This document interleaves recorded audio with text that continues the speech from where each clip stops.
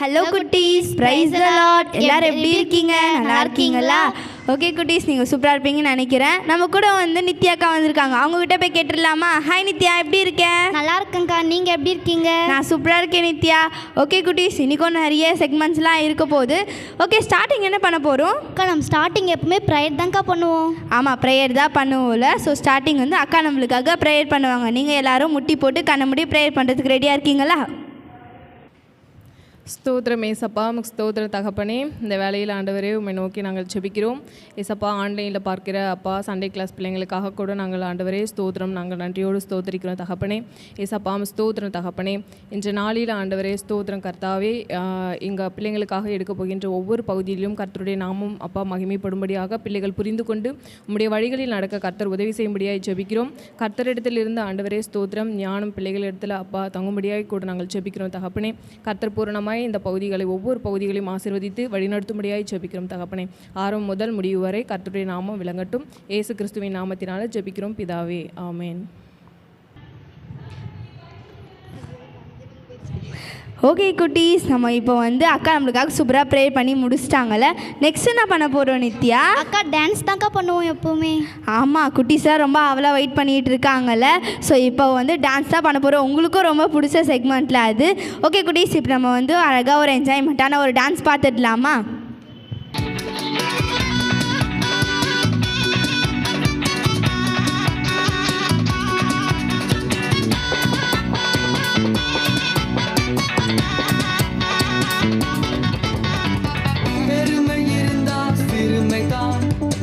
கைவிட்டு விடுவார் ஏசப்பா.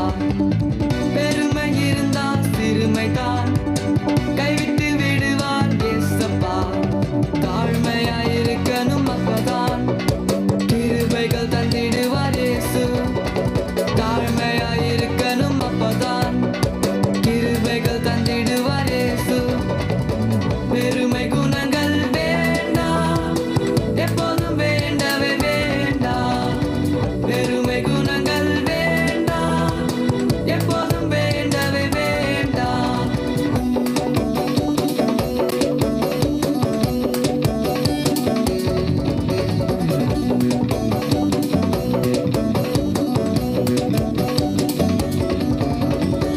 தாழ்மை இருந்தால் மேன்மைதான், தன்னைத்தான் புகழும் பெருமையே.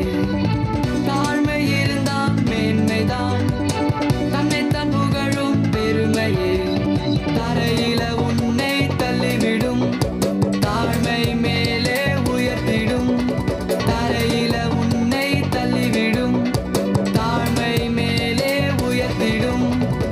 பெருமை குணங்கள் வேண்டாம், எப்போதும் வேண்டவே வேண்டாம். பெருமை குணங்கள் வேண்டாம், எப்போதும் வேண்டவே வேண்டாம். ஓகே குட்டீஸ், நம்ம வந்து சூப்பராக டான்ஸ்லாம் ஆடி முடிச்சிட்டோம்ல. இப்போ நெக்ஸ்ட் என்ன பார்க்க போகிறோம் நித்யா? நெக்ஸ்ட்டு ஸ்டோரி தான்க்கா. ஆமாம், ஸ்டோரி தான் பார்க்க போகிறோம்ல. பிரிஸ்லாக்கா நம்மளுக்காக இப்போ ஒரு குட்டி ஸ்டோரி ரெடி பண்ணிட்டு வந்திருக்காங்க. அவங்ககிட்ட போய் ஸ்டோரி கேட்டுடலாமா? ஓகேக்கா. ஹாய் குட்டீஸ், எல்லோரும் எப்படி இருக்கீங்க? எல்லோரும் நல்லா இருக்கீங்க நம்புகிறேன். ஓகே, இன்றைக்கி ஸ்டோரி நம்ம பார்க்கலாம். ஸ்டோரி போகிறதுக்கு முன்னாடி இன்றைக்கி நம்ம ஸ்டோரியோட தலைப்பு, இன்றைக்கி நம்மளோட டைட்டில் என்னன்னு தெரியுமா? இன்றைக்கி கிருபையின் வரும்ன்றது தான் டைட்டில். ஓகேவா? இன்றைக்கி நம்ம ஸ்டோரிக்குள்ளே போகலாம். ஸ்டோரியில் பார்த்திங்கனாக்கா ஒரு அப்பா அம்மா இருக்காங்க. அந்த அப்பா அம்மாவுக்கு ரொம்ப நாளாக குழந்தையே இல்லை. அவங்க ரொம்ப ப்ரேயர் பண்ணுறாங்க, அவங்க எல்லா மெடிசனும் சாப்பிட்றாங்க, ஒன்றுமே நடக்கலை. மறுபடியும் ப்ரேயர் பண்ணி அவங்களுக்கு ரொம்ப நாள் கழித்து ஒரு குழந்தை பிறக்குது. ஒரு பொம்பளை பிள்ளை பிறக்குதா. அந்த பிள்ளைய கடவுளுக்குள்ளே ரொம்ப பயபக்தியாக அந்த குழந்தை நல்லபடியாக வளரணும்னு வளர்க்குறாங்க. கடவுள் ரொம்ப நாள் கழித்து அவங்க ப்ரேயர் பண்ணி கொடுத்த பொருளில் அது ரொம்ப கிஃப்டடான பொண்ணு. அவள் என்ன பண்ணா தெரியுமா? அவளுக்கு அழகு நல்லா கொடுத்தாரு, அறிவு கொடுத்தாரு. அவள் எங்கே போனாலுமே அவள் ரொம்ப டேலண்டட், நல்லா பேசுவா. அவளுக்கு ஒரு குறையுமே வைக்கல, ரொம்ப அழகாக இருக்கா. அப்போ என்ன பண்ணுறா? அவள் அழகாக இருக்கிறதுன்றதுனால ஒரு சின்ன திமிரு அவள் குழந்தையிலேருந்தே வளருது. அப்பா அம்மா கிட்ட எதிர்த்து பேசுகிறா, வெளியில் போனால் பெரியவங்களுக்கு மரியாதை கொடுக்குறதில்ல. ஏன்னா அவள் அழகாக இருக்கா, அவள் அறிவாக பேசுகிறா, அவள் அறிவு இருக்குது எல்லான்றதுனால பண்ணுறா. சரி, ஸ்கூல் கூட்டிகிட்டு போகிறாங்க, ஸ்கூல் படிக்க வைக்கிறாங்க. ஸ்கூல் படிக்கும் போது கூட என்ன பண்ணுறா, நல்லா படிப்பா, ஒரு ரிமார்க்கும் வராது. பட் என்ன பண்ணுவான்னா, பெரியவங்க சின்னவங்கன்னு மரியாதை இல்லாமல் எல்லாரையும் எடுத்தெறிஞ்சு பேசுவா. அவங்களுக்கு ஏன் நான் மரியாதை கொடுக்கணும்? அவ கூட சக ஃப்ரெண்ட்ஸ் படிக்கிறாங்க, அவளோட ஃப்ரெண்ட்ஸ் கிட்ட கூட நான் ரொம்ப அழகாக இருக்கேன், நீங்களாம் அசிங்கமாக இருக்கீங்க, நீங்கள் என்கிட்ட பேசாதீங்க, நீங்கள் வந்து அழகாக இல்லை, நீங்கள் என் கூட பேசக்கூடாது அப்படின்னு அவங்கக்கிட்ட ஒரு ரூல்ஸ் போடுவா. பேரண்ட்ஸ் கிட்ட ஒரு சில ரூல்ஸ் போடுவா. அவங்க வீட்டுக்கு வரக்கூடாது, இவங்க வீட்டுக்கு வரக்கூடாது. அவங்க அப்பா அம்மா சொன்னாங்க, நீ இப்படியெல்லாம் இருக்கக்கூடாது, கடவுள் எங்களுக்கு கொடுத்த நீ கிஃப்ட்டு, கடவுளுக்கு மட்டும்தான் கீழ்ப்படிஞ்சு ரொம்ப பயபக்தியாக நடக்கணுமான்னுவாங்க. ஆனால் அவள் அப்போ கூட அதெல்லாம் பெருசாக எடுத்துக்காமல் எப்பயுமே இருக்கிற மாதிரியே இருப்பாள்.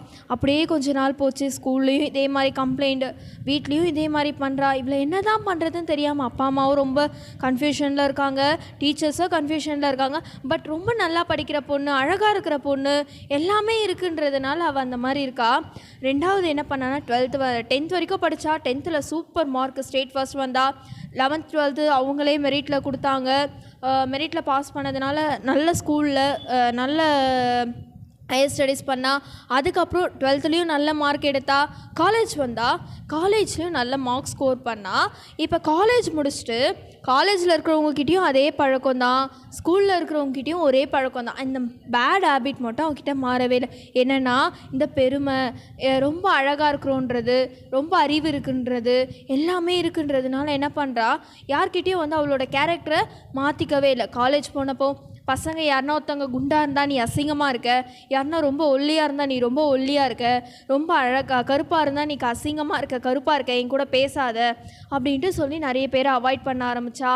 அதுக்கப்புறம் அவளோட லைஃப்பில் எல்லா விஷயத்துலையுமே வந்து நீங்கள் இந்த மாதிரி இருக்கீங்க, அவள் தான் பர்ஃபெக்ட்டுன்ற மாதிரி எல்லாருக்கும் ப்ரொஜெக்ட் பண்ண ஆரம்பித்தா வெளியில்.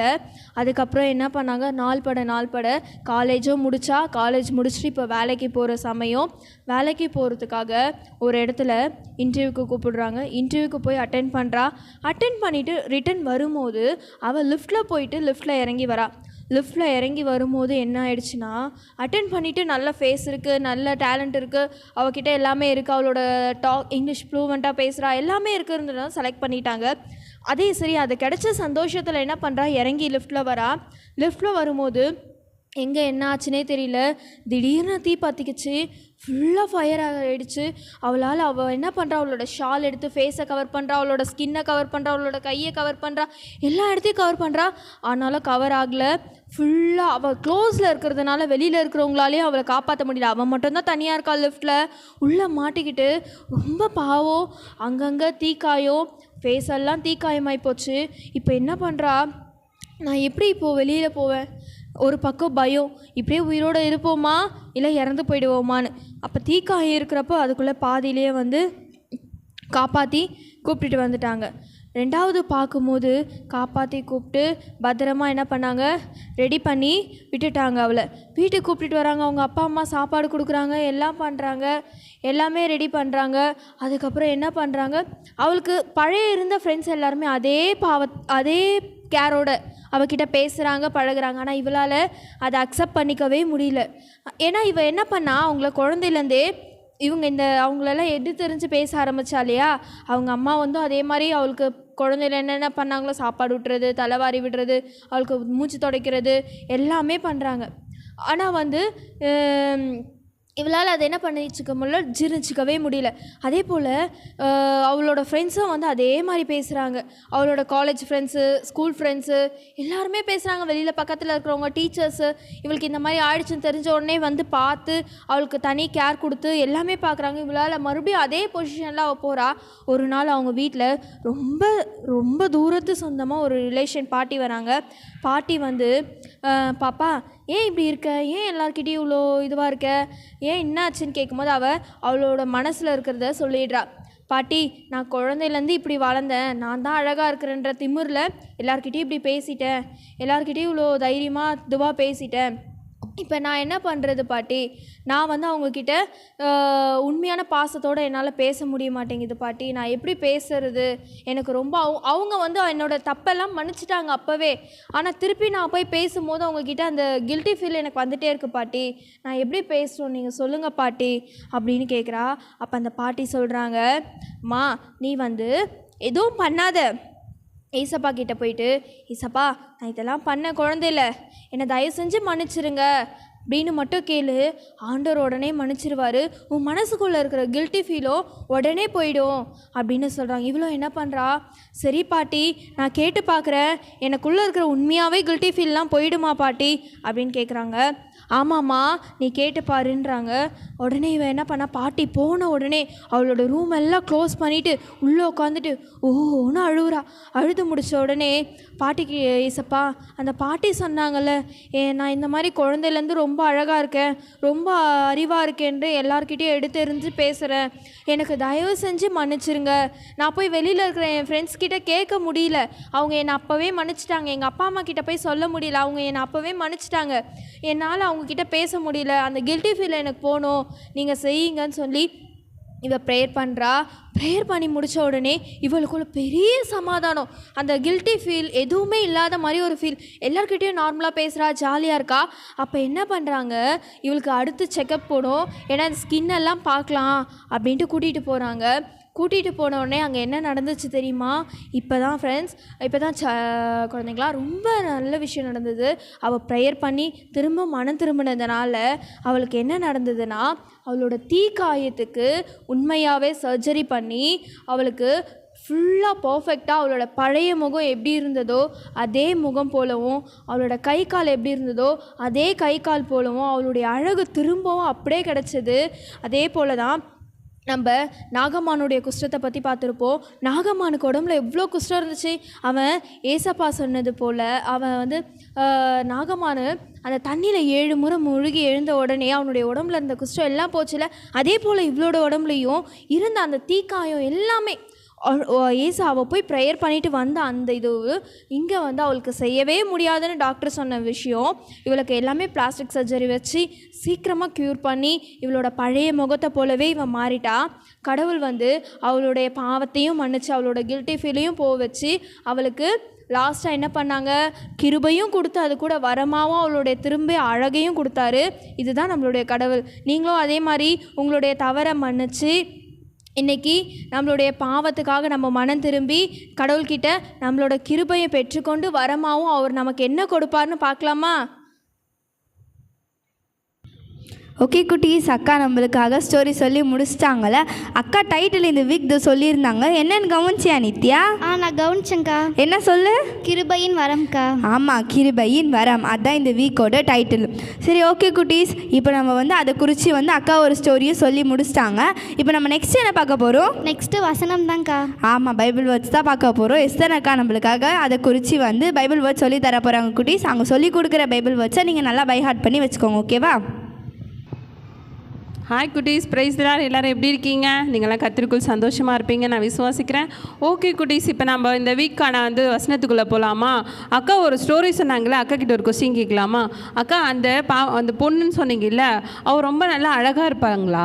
ரொம்ப அழகாக இருப்பாங்கக்கா. ஆனால் அவளுக்குள்ள ஒரு தற்பெருமை இருந்துச்சுங்களா? ஆமாக்கா, ரொம்ப தற்பெருமை இல்லை, ரொம்ப தற்பெருமை. ஓ, ரொம்ப ரொம்ப தற்பெருமை ஜாஸ்தியாக இருந்துச்சு. ஆமாம் ஆமாம் ஆமாம். இல்லை அப்போ நம்ம பெருமையாகவே இருக்கக்கூடாது. பெருமையாகவே இருக்கக்கூடாதுக்கா. ஆமாய்யா, சரி சரி ஓகே. இப்போ அதுலேருந்து நம்ம ஒரு பைபிள் வேர்ட்ஸ் பார்க்கலாம்.